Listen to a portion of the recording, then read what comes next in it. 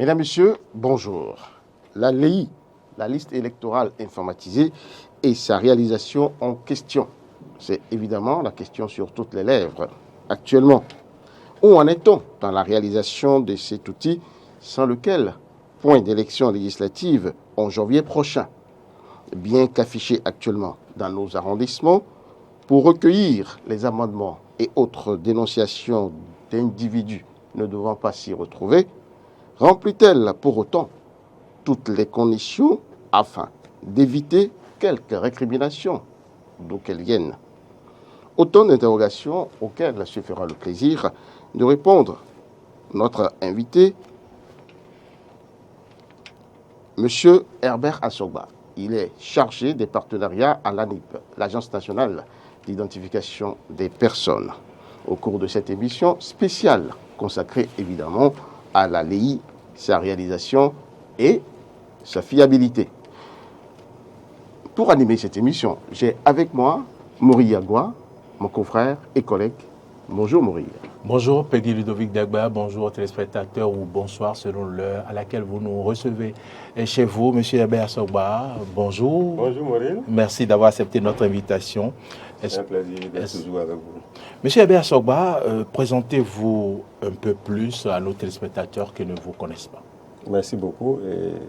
Je suis Herbert Assogba, chargé des partenariats à l'Agence nationale d'identification des personnes. Je m'occupe pour le compte du gestionnaire mandataire de l'agence de la supervision de tout ce qu'il y a comme opération et de la coordination de l'ensemble des activités de l'agence. Alors, monsieur Herbert, quel est, comment dirais-je, le fondement juridique de la LEI, la liste électorale informatisée? Vous faites bien de poser cette question parce que la législation en matière du code électoral en République du Bénin a beaucoup évolué. Et en 2019, le Bénin a adopté une nouvelle loi, c'est la loi 2019-43 du 15 novembre 2019 portant code électoral en République du Bénin. C'est cette loi qui dispose notamment en son article 6 que les élections se font sur la base d'une liste électorale informatisée, LEI. Et en son article 120, notamment à l'alinéa 3, vous comprendrez bien qu'on dit que cette liste, elle est extraite du registre national et qui lui-même est une opération du recensement administratif à vocation d'identification de la population. Et le RAVIP. Le RAVIP, et donc avec toutes les opérations en continu et autres. Voilà ce que je peux vous dire sur le fondement juridique de la liste électorale informatisée. Alors, je voudrais faire remarquer quand même qu'il y a une certaine migration, en fait, dans cette affaire de LEI. Nous avions, comment dirais-je, la LEPI, la liste électorale permanente informatisée. Oui. Comment dirais-je, qu'est-ce qui a expliqué cette migration, cette évolution pour qu'on quitte la LEPI pour la LEI? Vous avez raison de vouloir comprendre ce qui a pu bien se passer. Il faut déjà repartir en 2017, où le Bénin, à travers l'adoption d'une loi, la loi 2017-08, du 19 juin 2017, portant identification des personnes physiques en République du Bénin. C'est cette loi qui a révolutionné le système d'identification de la personne physique. Il faut comprendre que le système, en temps avant l'adoption de cette loi et sa mise en œuvre, était caractérisé par une multiplicité d'inscriptions des personnes. Ainsi, vous pouviez disposer de plusieurs extraits d'actes de naissance. Vous pouvez vous faire délivrer un acte de naissance, par exemple, à Parakou. Vous pouvez vous faire délivrer un autre à Abomey, un autre, pourquoi pas, à Cotonou, ici. Mais c'est normal, c'est où on est né, non?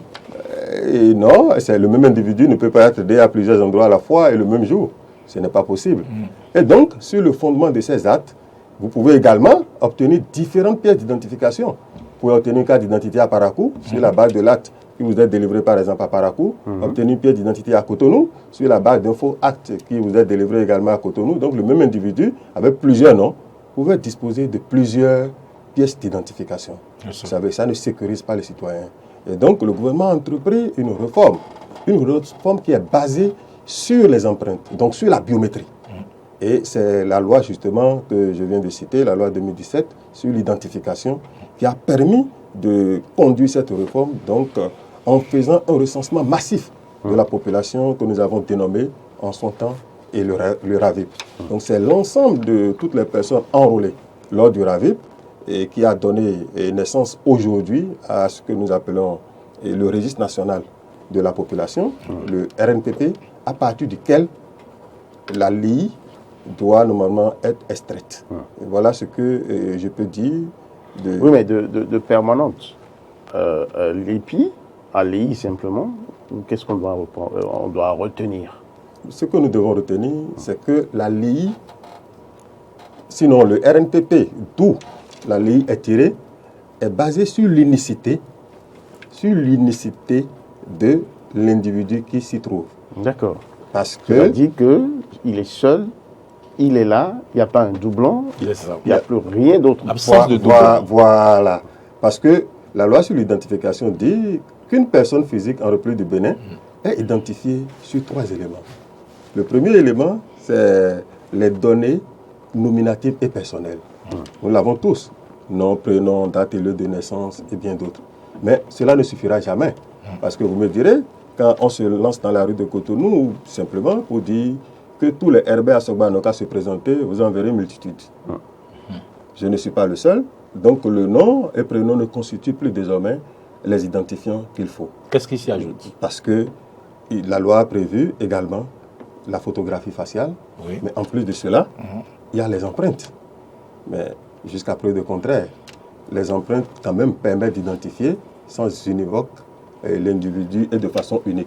Même les jumeaux n'ont pas les mêmes empreintes. Là, c'est une donnée génétique. C'est une donnée génétique. Et donc, le système d'identification du Bénin est fondé sur les empreintes.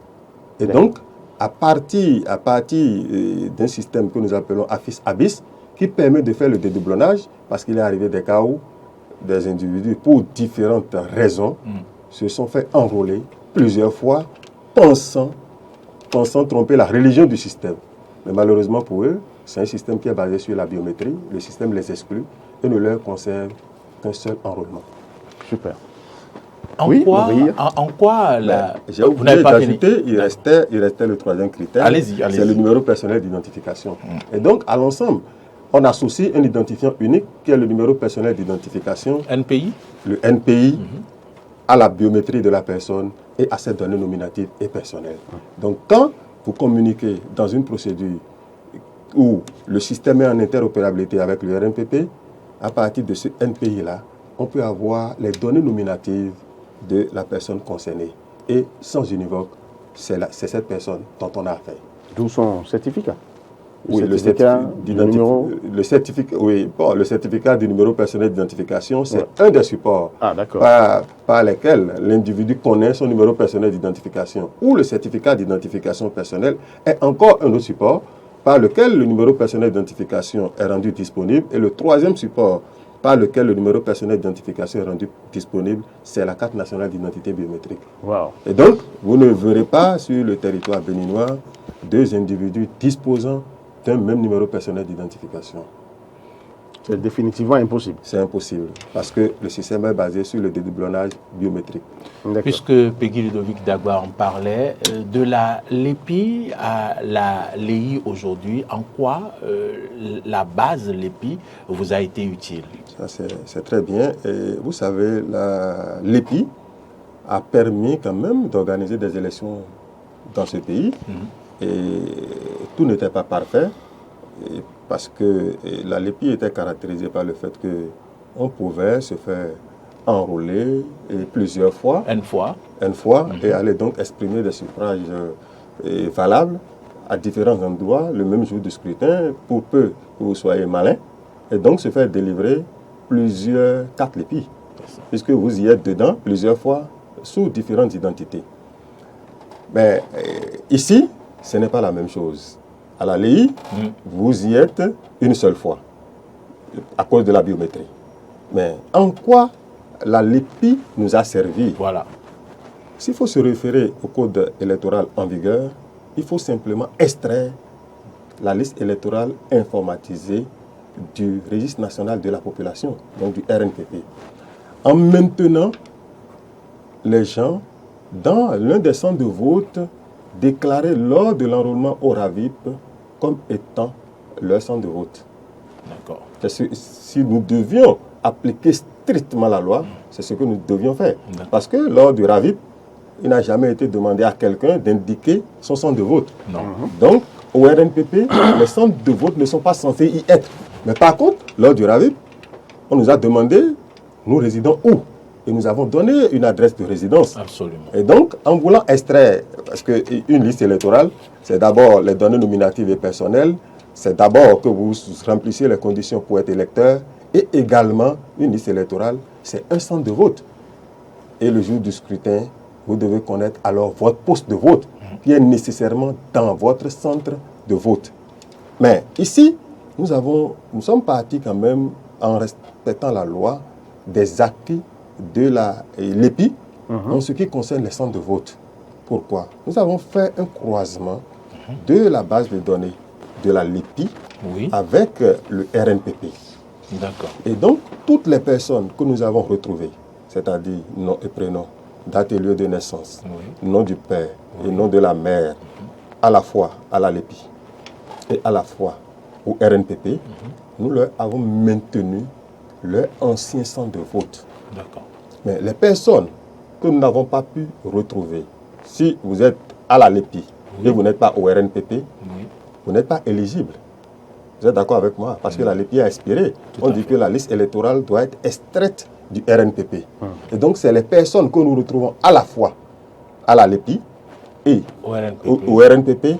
À ces personnes-là, nous leur maintenons leur ancien centre de vote.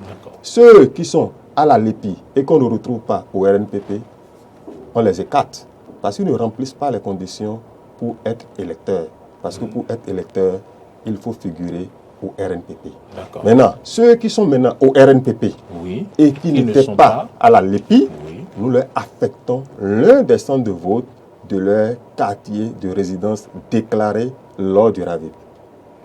Maintenant, quitte à eux, au cours de l'opération d'affichage de la liste électorale informatisée provisoire, puisque la loi le permet, d'opérer un transfert si leur centre de vote ne leur convenait pas. Alors, M. Herbert Assogba, nous allons rentrer maintenant dans le vif du sujet, puisque c'était bien sûr le balisage pour pouvoir aller véritablement au cœur du sujet. Alors, la LEI, la liste électorale informatisée, où en est-on à l'heure où nous parlons? Nous sommes à 3 mois exactement des législatives. Bien sûr, merci. Je peux vous dire que le calendrier se déroule normalement, il n'y a aucune inquiétude. Les élections se feront le 8 janvier 2023 sur la base de la LEI telle que prescrite par la loi. Et donc, nous respectons rigoureusement les dispositions de la loi. La liste électorale, conformément aux dispositions de la loi, devait être affichée. La liste électorale informatisée provisoire devait être affichée 120 jours avant la tenue de la date du scrutin. Le 8 septembre 2022, nous avons affiché rigoureusement cette liste et nous l'avons affichée au-delà de 15 jours, au moins prescrit par la loi, puisque en plus, nous avons prorogé l'affichage, nous avons actualisé les données sur une certaine période pour que les gens puissent se rendre compte que leurs transferts sont pris en compte. Parce que quand nous avions affiché la liste premièrement, c'était en période de très forte pluviométrie. Et donc dès le lendemain, on a constaté que les listes ont disparu de certains endroits. L'issue d'une séance avec plusieurs acteurs politiques et la société civile, nous avons promis réafficher encore la liste. Ce qui a été vous avez dû réimprimer? Nous avons réimprimé, nous avons affiché. La liste a été peut-être mouillée, déchirée par la pluie. Voilà. Donc il fallait remplacer. Il fallait remplacer, donc nous avons réimprimé la liste, nous avons affiché, et ça a tenu compte en temps même de ceux qui avaient déjà fait leur transfert. Avant la réimpression de la liste, ils ont pu constater que leur transfert a été effectivement pris en charge. Et par rapport à ce calendrier, c'est totalement respecté. Les opérations de consultation et de transfert ont pris fin le 15 novembre. Et donc là, nous sommes à l'intégration des réclamations, des transferts et autres. Et nous passerons certainement dans cette semaine à l'édition. Et nous allons lancer l'impression de la liste. Vous disiez 15 novembre, 15 octobre, voulez-vous dire? Non, j'ai dit 15 octobre. Voilà. Non, excusez-moi, le 15 octobre. Nous ne sommes pas encore Nous ne sommes pas encore en novembre. D'accord. Je parlais de 15 octobre. À 15 octobre, nous aurions déjà remis la liste à la Sénat. Et c'est la Sénat vous voulez dire que la prorogation de l'affichage clôturé, c'est ça? Oui, depuis le 15 octobre. Depuis le 15 octobre dernier. Oui, Donc, depuis le 15 octobre. on ne peut plus aller consulter les fiches dans les arrondissements. Non, mais vous pouvez toujours, puisque nous avions un temps mis en ligne une application de consultation et de transfert en ligne. Mais l'application de consultation est toujours disponible en ligne. Vous pouvez toujours consulter votre centre de vote. Mais vous allez recevoir encore les amendements, les correctifs et non, autres? Non. Les transferts ne sont plus possibles. Les transferts ne sont plus possibles. Plus rien Non, possible. ce n'est pas possible. À l'heure actuelle, plus rien. Plus rien n'est possible. Vous allez juste consulter pour voir si vous y figurez. Non. Et si vous n'y figurez plus, tant pis pour vous. En fait, il n'y a pas de raison que vous n'y figurez pas si vous remplissez les conditions pour être électeur. C'est-à-dire que vous êtes présent au RNPP, donc vous disposez d'un numéro personnel d'identification, vous devez forcément y être. En fait. Vous avez l'âge de voter. Et vous avez l'âge de voter, oui. Si vous n'avez pas l'âge de voter, c'est-à-dire 18 ans au moins, au jour du scrutin, donc au 8 janvier 2023, vous devez impérativement figurer sur la liste électorale. Alors, le problème qui se pose à ce niveau, c'est qu'il y a certaines personnes qui étaient présentes sur la LEPI et qui, effectivement, sont présents sur la LEI. Mais il y a un problème.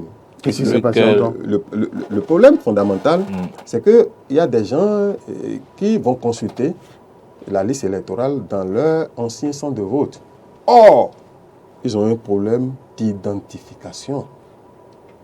Je veux dire, si en temps, lors de la LEPI, vous aviez donné comme nom, par exemple, je dis Asogba Herbert, et comme nom de maire, Degbelo.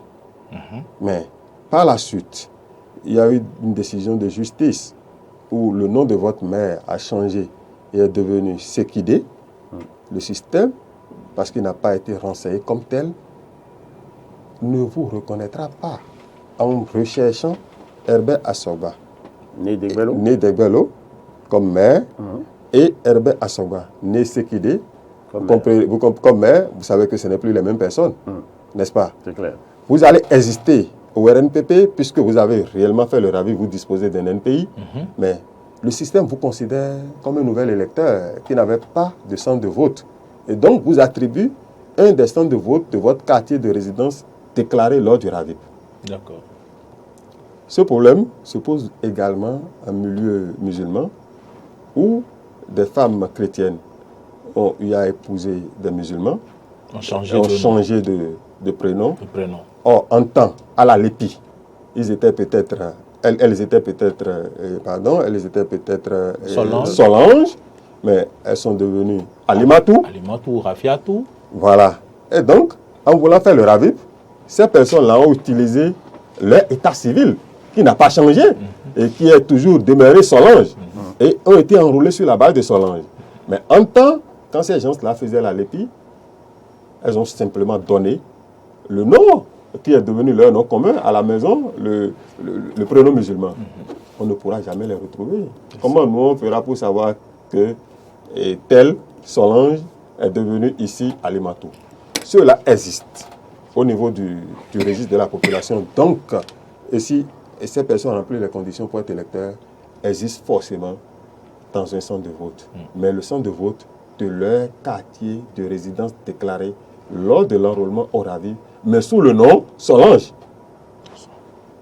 Mais alors, dans ce cas de figure, bien qu'existant dans les différentes bases de données, ils ne pourront pas voter. Ils peuvent voter, ils voteront dans le centre de vote de leur quartier de résidence. Mais comment vont-ils le savoir?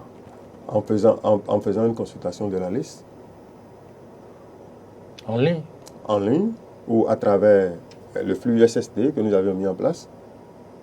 Mais alors, est-ce que, ce système-là, ou cette possibilité qui est offerte aux populations, est-ce qu'on a suffisamment fait un battage autour pour que les gens qui vont se retrouver dans ce cas-là puissent vraiment recourir à ce système, à cette consultation? Je vous assure, tout qu'on a suffisamment fait de battage autour. Il n'y a pas eu de télé au Bénin où nous ne sommes pas passés expliquer dans les campagnes. Nous avons fait circuler assez d'informations. Nous avons utilisé des campagnes SMS et bien d'autres. Nous avons rencontré les acteurs politiques, en fait, qui disons-le, qui sont les premières personnes concernées par les élections, parce que leurs intérêts est largement en jeu. Et donc, c'est les députés à l'Assemblée nationale d'ailleurs qui ont voté le code électoral. Et c'est le code qui est en vigueur. Le code demande que la liste électorale soit extraite du registre de la population. Or, sachant bien qu'au registre de la population, il n'y a pas de centre de vote. Mais il y a des gens, mais nous avons quand même déclaré que nous habitons quelque part, n'est-ce pas? Et donc, là où nous avons déclaré résider, il se peut qu'il y ait 2 ou 3 centres de vote. Dans des zones, il y a un seul centre de vote. C'est en fonction de la taille de la population que les centres de vote sont attribués. Et donc, par rapport à ça, nous devons retrouver notre nom sur une des listes si nous disposons d'un numéro personnel d'identification. Il n'y a rien à faire. Monsieur Assogba, la question se pose avec acuité. Oui. Ça, je ne vais pas vous mentir sur ce point-là. Oui.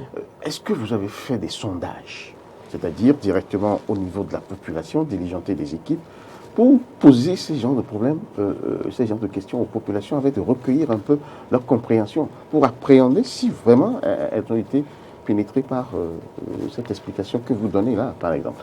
Parce qu'il y a beaucoup de nos compatriotes qui n'en savent pas grand-chose, je vous assure, et qui, franchement, se sentent peut-être pas concernés. Et pas concernés, je dirais, bon, c'est de façon volontaire. Sinon, je peux vous assurer quand même, et vous-même, vous avez même été fatigué de recevoir nos SMS. Parce que nous avons lu sur les réseaux sociaux, nous-mêmes nous recevons. Vous connaissez le taux de la population qui a accès à la lecture. Je peux vous assurer que quand les gens reçoivent ils pensent que c'est Momo, parce qu'ils le disent. Ils pensent que c'est Momo, ils disent, mais viens me lire ceci. Mais dès que c'est français, là... Non, ils demandent qu'on leur lit ça. Peut-être que quelqu'un leur a envoyé Momo. Vous êtes optimiste, hein? Peut-être que quelqu'un leur a envoyé Momo. Et donc, quand c'est pas Momo, on leur dit quand même le message qui est venu. Nous l'avons fait suffisamment. Nous l'avons vraiment fait. Est-ce que les gens continuent de vous appeler pour vous poser ce genre de problème? Et vous savez, il y a toujours des retardataires dans la vie. Vous savez, le RAVIP a été mené en 2017-2018, pendant 6 mois. Après, nous avons eu des opérations encore 2 mois. Après, des opérations ciblées. Depuis 2017 jusqu'à aujourd'hui, vous savez qu'il y a des gens dans ce pays qui n'ont toujours pas fait le RAVIP. Ben oui. Et en plus, je suppose même... Il y en a même qui nous appellent ici, hein, voilà. Qui débarquent même. Est-ce que vous pouvez nous aider? Est-ce que vous connaissez la NIP? On a tel problème. Voilà, vous savez pourquoi? Simplement parce que le gouvernement a mis en place un dispositif qui permet de dériver les documents d'identification. Et ce n'est pas le gouvernement, c'est la loi sur l'identification. Mais le gouvernement a mis en œuvre la loi sur l'identification.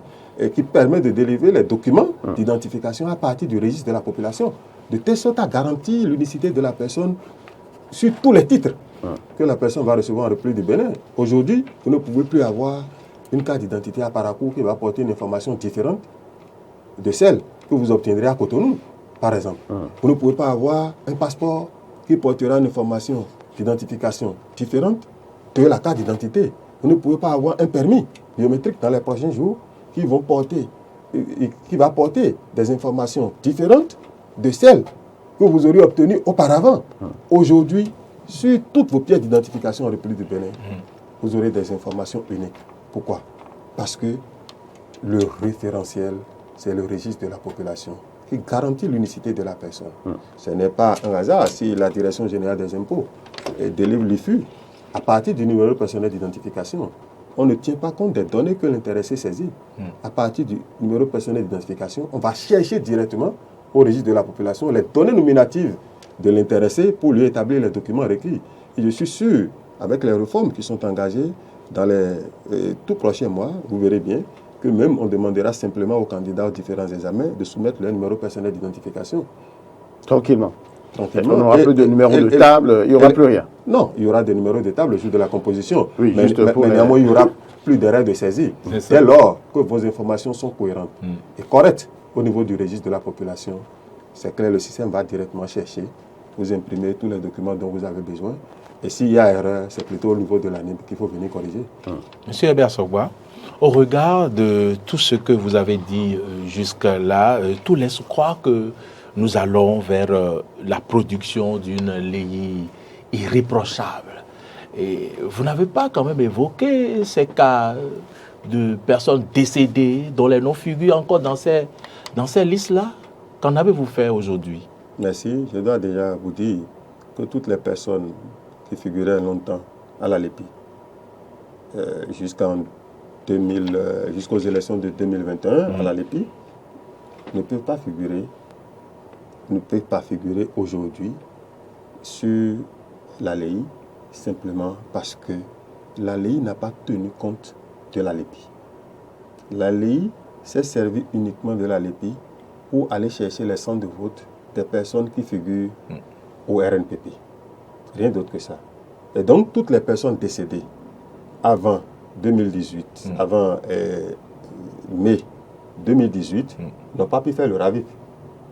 N'est-ce pas? Et donc, ne figurent pas à la LEI. Par contre, les personnes, les décès dont nous avons connaissance, et qui ont ces personnes-là qui sont venues et qui sont décédées, dont les parents sont venus retirer les actes de décès à l'année conformément aux dispositions de la loi 2020-34 portant dispositions spéciales de simplification de l'enregistrement des faits d'état civil, toutes ces personnes-là ne figureront pas à la LEI. Ça, c'est systématique. Et les décès dont nous avons également connaissance, parce que nous lançons des communiqués pour que des gens viennent porter à notre connaissance des gens qui sont décédés. Et si nous avons ces informations-là, le système les radie systématiquement dès que nous rentrons les données. Et ceux qui sont décédés dont vous n'avez pas connaissance, puisque qui n'ont pas été déclarés. Qui n'ont pas été déclarés dans un passé, jusqu'à un passé récent, ce n'est pas à l'ANIP qu'on faisait les déclarations de décès. Et qu'est-ce qui a été fait sur ce plan? Est-ce qu'on vous a transféré ces déclarations qui ont été faites récemment avant qu'on ne commence par faire les déclarations à l'ANIP? Non, et pour que l'ANIP rentre dans cette attribution que vous venez d'évoquer, il a fallu la loi 2020-34 sur les dispositions spéciales de simplification de l'enregistrement des faits d'état civil. C'est une loi qui a été promulguée le 6 janvier 2021 et donc qui est rentrée en vigueur en avril 2021. Et donc, cette loi même oblige les parents, avant d'organiser des funérailles, à aller impérativement déclarer les décès sous peine d'amende et de comparution devant les tribunaux. Il appartient à la population d'être davantage sensibilisée. Nous l'avions fait. Nous étions passés, nous avions rencontré en son temps les élus communaux, les membres du conseil communal de toutes les communes du Bénin, et nous leur avons expliqué le bien fondé de cette loi-là. Nous mettons à contribution les sociétés civiles et autres pour que chacun soit impliqué, pour que les gens aillent déclarer leur décès. Et aujourd'hui, à Cotonou, en tout cas, et dans certaines villes, et dans certaines de nos communes également, tant que vous ne produisez pas l'acte de décès, on ne peut pas, la mairie ne vous vend pas de, comment vous appelez ça, de caveau. Ouais, et donc, sur ce fondement déjà, je veux dire que c'est rentré dans les mœurs. Ça sera davantage accentué. Et comprenez que c'est la toute première fois que nous mettons en œuvre le code électoral en matière, le nouveau code électoral en matière de la liste. Et donc, avec tous les tests qui ont suivi, vous verrez que pour les prochaines élections, davantage, les choses seront beaucoup plus fluides. Mais M. Assoba, on est au Bénin, et vous savez que la culture de l'oralité a vraiment la peau dure. Mais est-ce que vous avez pris en compte tous ceux qui n'ont pas été déclarés avant l'avènement de ces tests-là, avant l'avènement de la numérisation et tout? Parce que forcément, il y a des gens qui n'ont pas été déclarés, on n'en avait pas l'habitude. C'est maintenant qu'on est en train de l'instituer. Alors, il y a forcément des cas qui ont échappé à ce canal-là. Est-ce que ceux-là ont été pris en compte? Et deuxièmement, vous avez parlé de certaines de nos communes où ça se fait, mais et dans les communes où ça ne se fait pas, où la culture n'est pas encore. Vous savez que les gens continuent d'inhumer à la maison, en famille, dans nos contrées, dans nos villages. Oui, c'est vrai, c'est un fait social qu'il ne faut pas occulter. C'est une réalité béninoise, ça fait partie Ça fait partie de nos réalités. Donc, on ne peut pas contredire ce que vous êtes en train de dire là.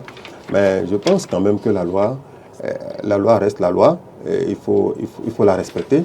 Et nous devons sensibiliser davantage. Nous devons sensibiliser davantage les gens. Et je pense que c'est de la responsabilité également des élus que nous avons un peu partout. Et de sensibiliser davantage la population à ce fait. Et nul n'est de trop dans cette entreprise. Nous devons impérativement déclarer. Nous-mêmes, nous avons prévu quand même, comme nous l'avons fait dans le cadre de la reconstitution des actes de naissance sans souche, de lancer une vaste opération de reconstitution, par exemple, des actes de décès ou des personnes déclarées et dont les décès n'ont pas été enregistrés. Alors, la LEI aujourd'hui, comment dirais-je, quel est le nombre de Béninois qui y figurent? Le nombre d'électeurs potentiels, on va dire. Parce que je sais que tous n'iront pas forcément au vote, mais on doit quand même avoir une idée.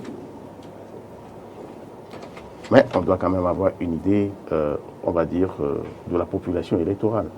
Oui, vous avez raison de poser cette question, mais conformément aux dispositions de la loi, nous ne sommes pas encore à l'étape de la LEI. La LEI sera transmise à la Sénat le 8 novembre prochain. C'est la transmission de la liste qui conférera le titre de LEI, c'est ça? Oui. La LEI, c'est un acte matériel. C'est quand nous aurons finalisé les transferts. Parce que jusqu'à hier, par exemple, les gens continuent toujours de s'enrôler au RAVIP. Or, jusqu'à ce que la liste soit éditée, imprimée et transmise à la Sénat, si les gens font l'enrôlement et remplissent les conditions pour être électeurs, ils figureront sur la liste. La loi n'a pas mis un délai, mais dès qu'on transmet la liste, c'est fini, c'est transmis. Personne ne viendra après pour y figurer. La personne pourra figurer pour les autres élections, mais dès que c'est transmis, c'est fini. Est-ce que cela veut dire que ce n'est que le 8 novembre que vous pourrez nous dire exactement combien de personnes il y a sur cette liste? En matière de statistiques, on ne joue pas avec. Pour donner des statistiques fiables, justes, qui ne prêtent pas polémique. Quand vous donnez un chiffre aujourd'hui, il y a 10 personnes, 100 personnes qui s'y ajoutent après. Les gens vont se référer aux chiffres que vous avez en temps à donner, même sans mettre tous les gars autour pour dire que vous avez gonflé la liste, vous avez fait ci, vous avez fait ça. Non, nous sommes, vous savez, on l'a toujours dit, nous sommes ouverts, nous demandons aux gens de venir, s'ils ont des préoccupations, s'ils veulent auditer, s'ils veulent voir comment ça s'est passé, ils n'ont qu'à venir. Nous n'avions vu personne avant, mais nous étions obligés d'écrire aux partis politiques pour leur dire, bon, nous leur avons donné un délai de venir auditer la liste. Déjà. Et les partis politiques ont répondu. Il y aura cet après-midi une réunion pour qu'on valide ensemble le protocole d'audit. Et dans la semaine, ils pourront auditer la liste électorale et se prononcer dessus. Puisque vous allez sur la piste de l'audit de la liste électorale, je pense quand même que le travail que vous avez fait jusque-là montre que vous avez été, je vais dire, très rigoureux dans ce que vous avez dit jusque-là. Ça prouve que le travail a été fait proprement. Mais pourquoi encore auditer la liste? Pourquoi les OSC demandent encore d'auditer la liste? Les partis politiques demandent d'auditer la liste. Est-ce que c'est parce que le chat échaudé crée l'eau froide? Puisque vous l'aviez dit, dans le passé, une personne peut s'inscrire une fois en ce qui concerne la LEPI. Je pense que c'est déjà à partir du code électoral qu'il faut voir la rigueur qui était déjà caractérielle de la loi pour la réalisation de la LEI. En disant simplement d'extraire la LEI du RNPP, il y a déjà une forme de transparence. Parce que la loi qui a permis de réaliser le registre de la population, c'est une loi qui se fonde, comme je vous ai dit, sur la présence une seule fois de la personne au registre de la population. Et donc ça, c'est clair. Il appartient à l'ANIP d'extraire en écrivant des algorithmes qui tiennent compte de la qualité d'électeur ou des conditions requises pour être électeur. Et sur ce fondement-là, il n'y a aucun souci. vous ne verrez personne qui s'est fait enrôler avec ces documents d'identification qui remplissent les conditions pour être électeur, qui effectivement est présent au registre de la population et qui ne figure pas sur la liste électorale. Ce n'est pas possible. Vous ne verrez personne, je le dis, vous ne verrez personne qui soit de nationalité étrangère dans la base de données qui va figurer sur la liste électorale. Mais non. Vous ne verrez aucun mineur figurer sur la liste électorale. Mais non. Dès que, et vous pouvez constater, si vous venez avec nous, dès qu'un décès est déclaré, vous constatez la présence avant la déclaration sur la liste électorale, mais dès qu'il est déclaré, lorsque nous le validons et son acte de décès est imprimé, systématiquement, quand vous consultez la liste électorale en ligne, vous verrez que on va vous dire que ce NPI-là n'existe pas sur la LEI. Alors, M. Assogba, la question qui vient, puisque vous êtes allé sur la piste déjà de la fiabilité, est-ce que toutes les parties, là, nous concentrons dans des considérations politiques, vous êtes d'accord? Oui. Tous les partis politiques du Bénin ont participé à cette réalisation-là? Parce que vous savez, la suspicion est dans nos gènes. On a parlé dans ce pays de miracles, où le nombre de votants, dépasse la liste électorale. Le nombre d'inscrits. Le nombre d'inscrits. Ça a été miraculeux, ça s'est passé, et c'est ça qui a fondé un peu la migration vers la LEPI, et puis aujourd'hui vers la LEI. Parce qu'on veut maîtriser un peu les choses. Alors, est-ce que toutes les parties prenantes, on va dire, à l'élection, ont eu quand même leur mot à dire, surtout ceux de l'opposition, appelant un chat un chat? Oui, en fait, qu'est-ce que... En simplifiant les choses de cette manière, le législateur a voulu que la liste électorale ne soit plus une affaire polémique, une affaire autour de laquelle des gens se regroupent, des gens discutent, les gens se bataillent des choses à l'insu de la population. Non, le législateur dit il y a un organe technique qui s'occupe de la chose. L'organe technique n'a qu'à nous extraire de la liste tenant compte des conditions requises pour être électeur. L'organe technique affiche la liste.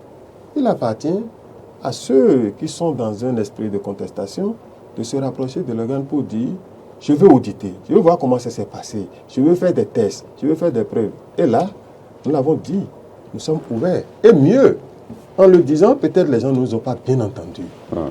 Et pour se faire mieux, peut-être pas bien dit. Pour se faire mieux entendre, et justement, pour pas bien crier. D'accord, je suis d'accord. Pour le faire si bien, nous leur avons écrit.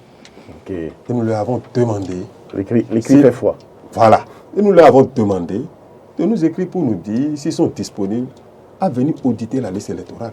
Mais je vous assure que mouvance ou opposition, tous ont répondu. Combien ont répondu comme ça? Je pense que c'est cet après-midi que je le saurai. Parce que jusqu'à ce matin encore, les gens continuent de déposer des courriers. Et donc, cet après-midi à 15h, nous allons tenir une séance pour valider le protocole ensemble. Et puis, le protocole d'audit. Le protocole d'audit. C'est-à-dire la formule. Voilà, la façon dont ça va se passer. D'accord.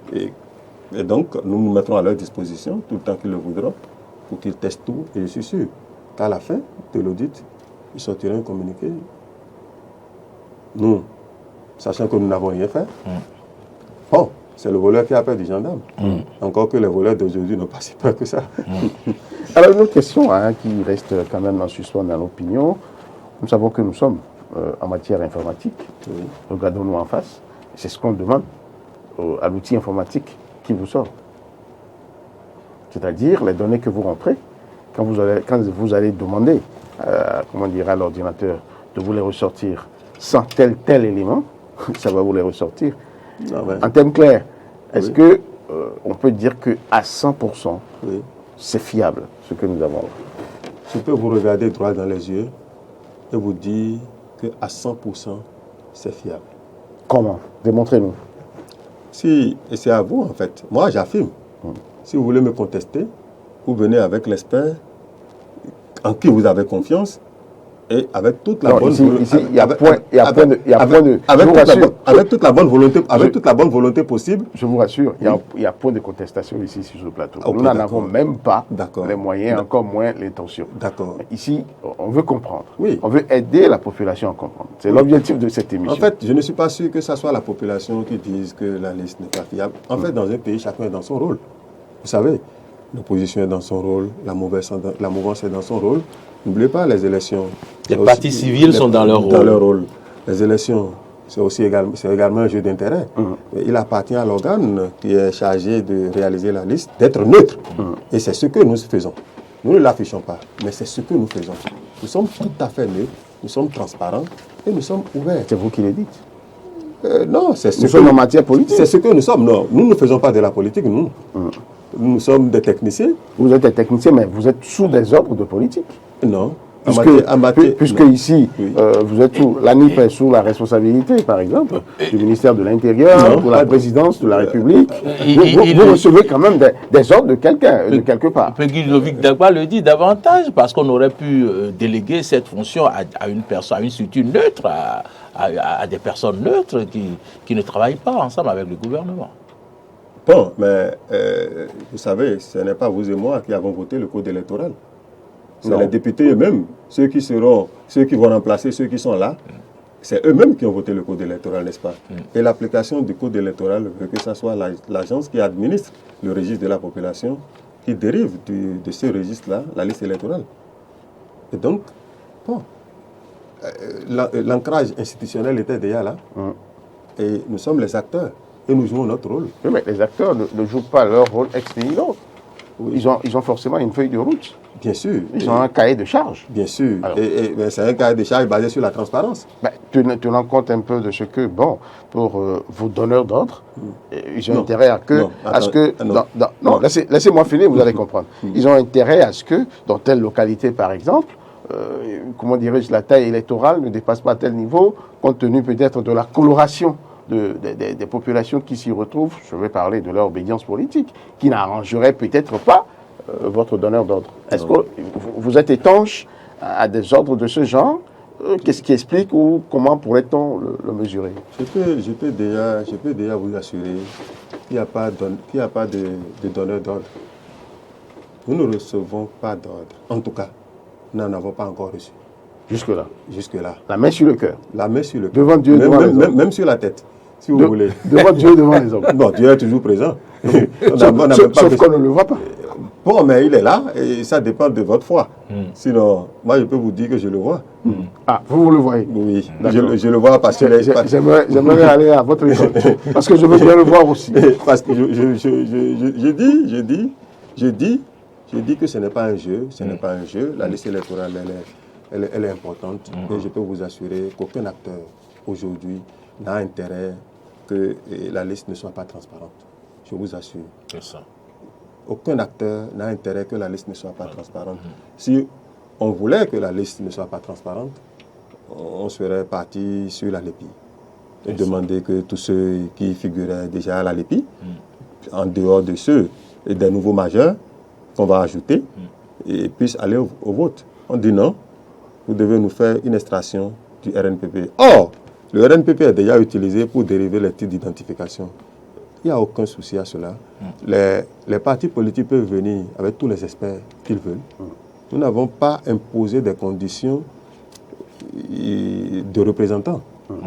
Ils envoient leurs représentants. Leurs représentants, nous allons nous entendre sur le protocole, n'est-ce pas?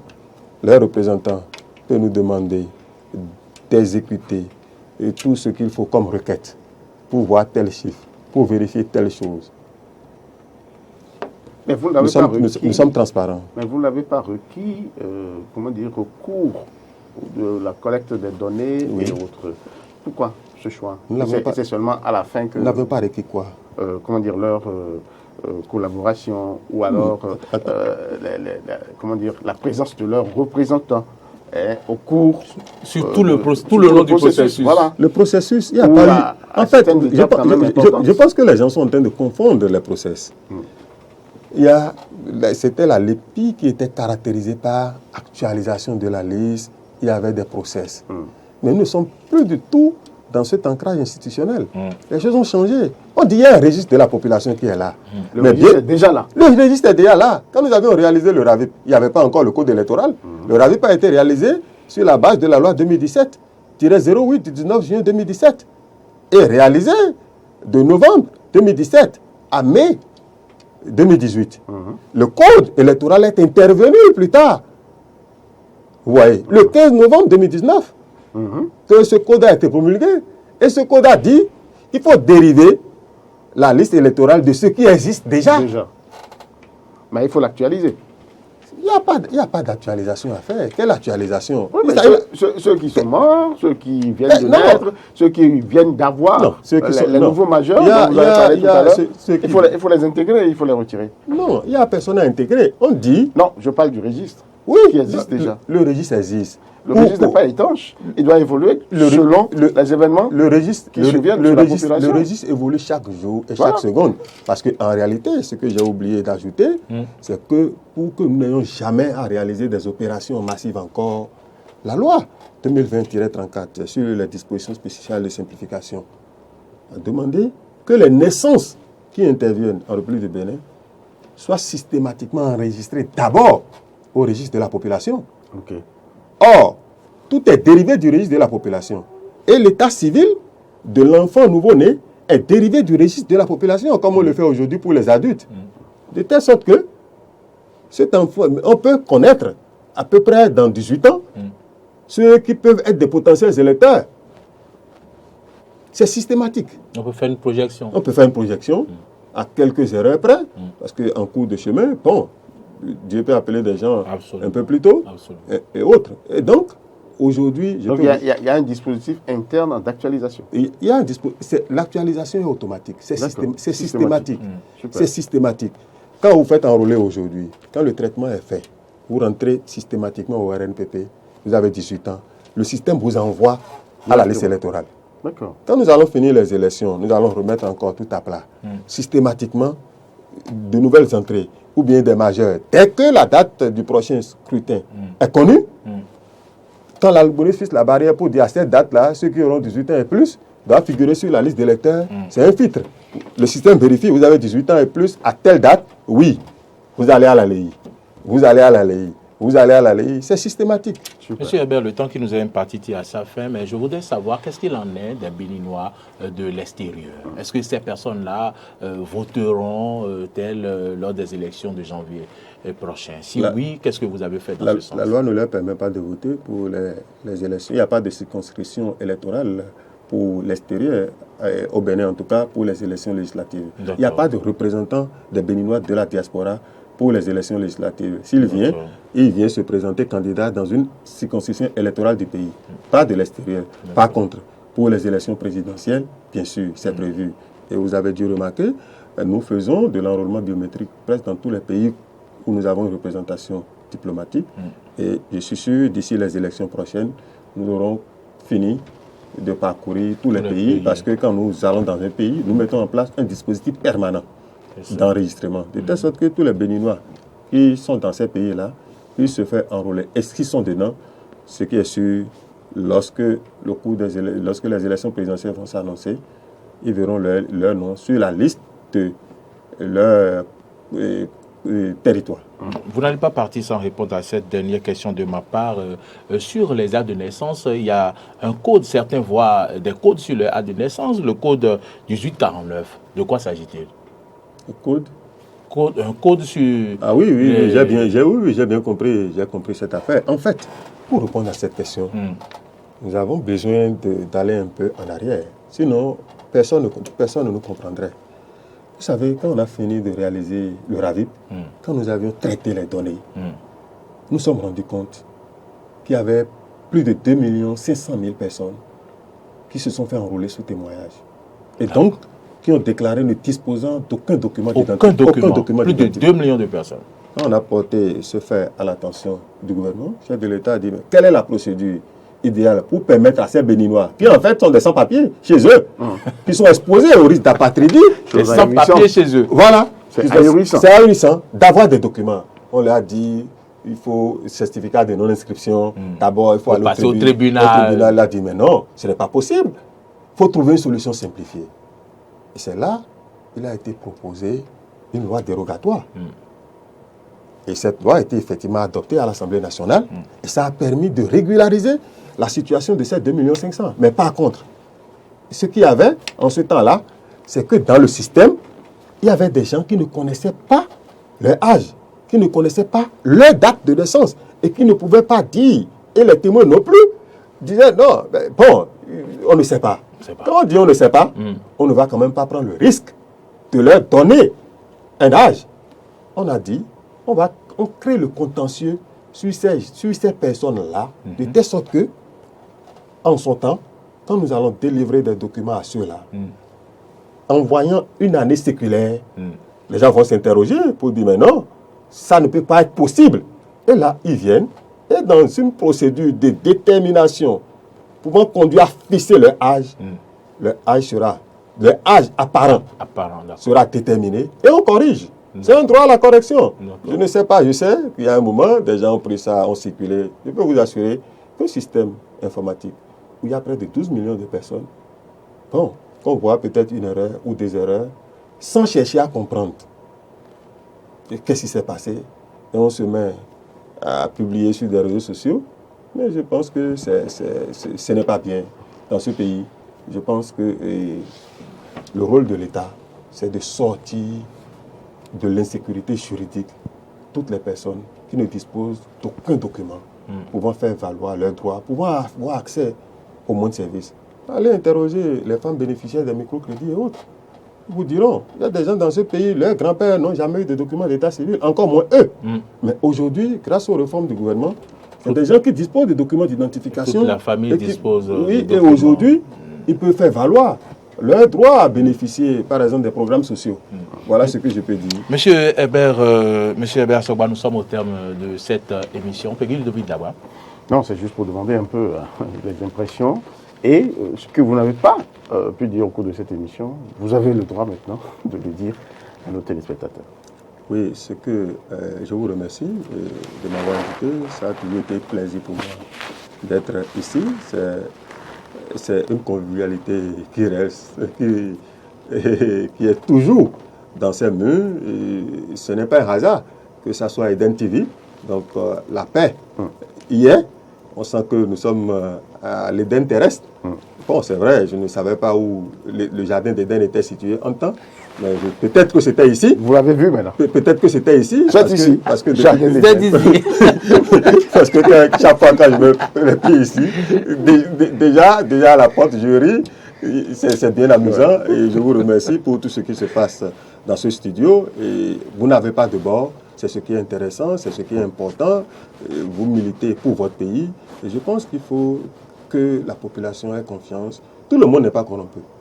Tout le monde n'est pas corrompu. Il y en a encore. Il y en a. Il y en a, il y en a, il y en a. Il y en a, il y en aura toujours. Tout le monde n'est pas corrompu et tout le monde ne fait pas des jeux. Et je peux vous assurer qu'aujourd'hui, le Bénin a intérêt à produire une liste électorale transparente. Et l'ANIP est en train de produire une liste électorale transparente. La LEPI que nous allons transmettre, si nous ne n'étions pas transparents, nous n'allons jamais demander que les gens viennent nous auditer. Et ils feront l'audit et vous aurez les résultats. Monsieur Herbert Assogba, c'était votre mot de fin. Vous êtes chargé du partenariat à l'ANIP. Merci d'être venu répondre à nos questions. Peggy Ludovic Dagba était à la conduite de cette émission avec moi. C'était donc les conditions de réalisation de la LEI et sa fiabilité. Nous espérons que vous avez été satisfait par rapport aux questions posées à notre invité, que nous avons répondu à vos préoccupations. Peggy Ludovic Dagba, merci à vous. Merci à vous aussi. Merci à vous, chers téléspectateurs et auditeurs.